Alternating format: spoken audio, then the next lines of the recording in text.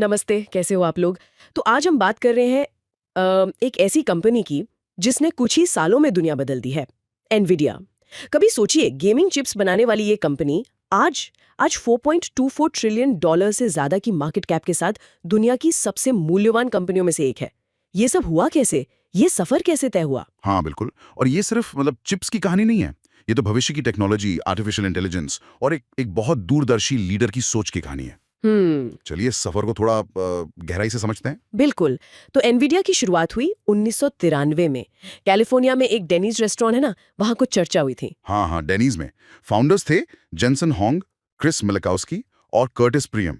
और शुरुआती पूंजी सिर्फ $40,000। हाँ, सिर्फ $40,000। उनका मिशन साफ था, 3D गेमिंग के लिए पावरफुल ग्राफिक्स प्रोसेसर बनाना। क्योंकि पीसी गेमिंग तब तब बिल्कुल शुरुआती दौर में थी, है ना? हाँ, और जेनसन हुआंग की कहानी भी दिलचस्प है। ताइवान से आकर अमेरिका बसे थे और उन्होंने डेनिमेज में डिशवॉशर का काम भी किया था। अच्छा। उनका जो पहला दाव था वो गेमिंग पर था, एक ऐसा फील्ड जिसे उस वक्त ज्यादातर लोग तो बच्चों का खेल ही समझते थे। सही कहा। और वेंचर कैपिटलिस्ट वो भी पैसा लगाने से हिचकिते थे। बिल्कुल। लेकिन ये सफर कोई आसान नहीं था, बिल्कुल भी नहीं। उनकी पहली चिप NV1 वो 1995 में आई थी। और वो बुरी तरह फेल हुई। हाँ, बुरी तरह। उसे सेगा सैटर्न कंसोल के साथ बंडल किया गया था, पर माइक्रोसॉफ्ट का जो नया डायरेक्ट एक्स सॉफ्टवेयर आया ना, उसने उसे लगभग बेकार कर दिया, क्योंकि वो ग्राफिक्स को बिल्कुल अलग तरीके से रेंडर करता था। सही। कंपनी तो दिवालिया होने के कगार पर पहुंच गई थी।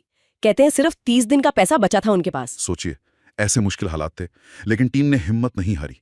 उन्होंने रीवा 128 चिप बनाई। और वो चल गई। हाँ, वो एक बड़ी हिट साबित हुई। उसने कंपनी को डूबने से बचाया। हाँ। फिर 1999 में आया GeForce 256।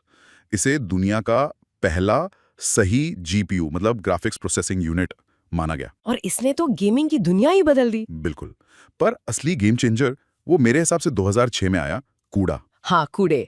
ये क्या था? ये एक सॉफ्टवेयर प्लेटफॉर्म था। हाँ।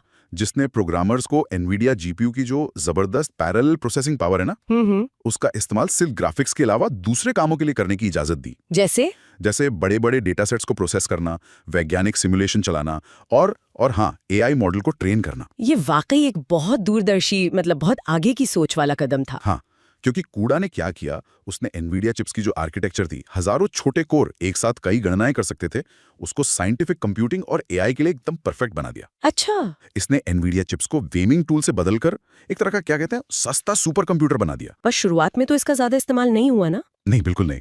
एआई उस वक्त इतना विकसित नहीं था और क्यूडा डाउनलोड्स भी कई सालों तक बहुत कम रहे। सच कहें तो ये लगभग एक फेलियर जैसा लग रहा था उस टाइम। और फिर आया एआई का धमाका। हाँ, 2012 में एलेक्सनेट नाम का एक एआई मॉडल था। एलेक्सनेट। इसने एनवीडिया जीपीयूज और क्यूडा का इस्तेमाल करके इमेज पहचानने की एक बड़ी कंपटीशन में सबको हैरान कर दिया। बिल्कुल। ये एआई के लिए एक तरह का आईफोन मोमेंट था। इसने साबित कर दिया कि भाई एआई को अगर ढंग से ट्रेन करना है तो एनवीडिया की जीपीयू सबसे बेस्ट है। और जेनसन हुआंग ने इस मौके को तुरंत पहचाना। हाँ, फौरन। लगभग 2013-14 के आसपास उन्होंने पूरी कंपनी का फोकस, आप सोचिए, गेमिंग से हटाकर एआई पर शिफ्ट कर दिया। ये बहुत बड़ा, बहुत ही जोखिम भरा दाव था, क्योंकि उस समय एआई पर कौन भरोसा करता था? उसे तो लोग करियर खत्म करने वाला फील्ड मानते थे। सही बात है।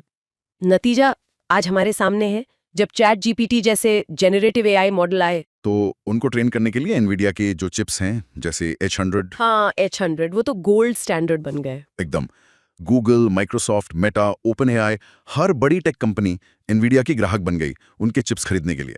तो जैसे होड़ लग गई। तो आज एनवीडिया सिर्फ चिप मेकर नहीं है, ये एक पूरा इकोसिस्टम बन चुका है। हाँ, जिसमें सॉफ्टवेयर है, कूडा, डेवलपर टूल्स हैं, नेटवर्किंग हार्डवेयर है, जैसे वो मेलानॉक्स को खरीदा था उन्होंने, सब कुछ है। बिल्कुल। और ये इकोसिस्टम क्या करता है, ये डेवलपर्स को अपने प्लेटफॉर्म पर एक तरह से लॉक कर देता है। उनके लिए किसी और के हार्डवेयर पर जाना मुश्किल हो जाता है। सही। और अब तो वो रोबोटिक्स में भी हैं। डिज्नी के साथ पार्टनरशिप है उनकी। Self driving car, health care, लगभग हर इंडस्ट्री में उनकी टेक्नोलॉजी पहुंच रही है। हाँ। और कंपनी की वैल्यूएशन, जैसा हमने शुरू में कहा था, $4.24 ट्रिलियन पार कर चुकी है। कुछ टाइम के लिए तो एप्पल और माइक्रोसॉफ्ट से भी आगे निकल गई थी। बिल्कुल। एनालिस्ट तो अनुमान लगा रहे हैं कि 2028 तक सिर्फ डेटा सेंटर बिजनेस से ही खरबों डॉलर का रेवेन्यू आ सकता है। खरबों डॉलर?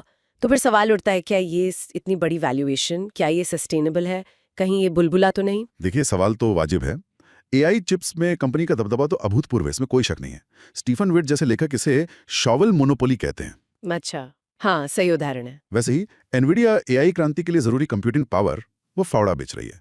तो भविष्य की संभावनाएं तो निश्चित रूप से बहुत बड़ी हैं। लेकिन जोखिम भी है, जाहिर है। कंपटीशन बढ़ रहा है, AMD, इंटेल जैसी पुरानी कंपनियां हैं।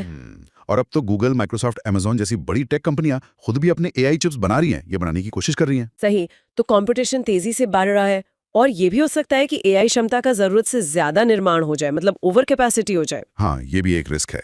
या फिर AI के विकास की रफ्तारी धीमी पड़ जाए। जैसा विट्स ने कहा, एनवीडिया शायद दुनिया का सबसे ज्यादा बारीकी से देखा जाने वाला स्टॉक है।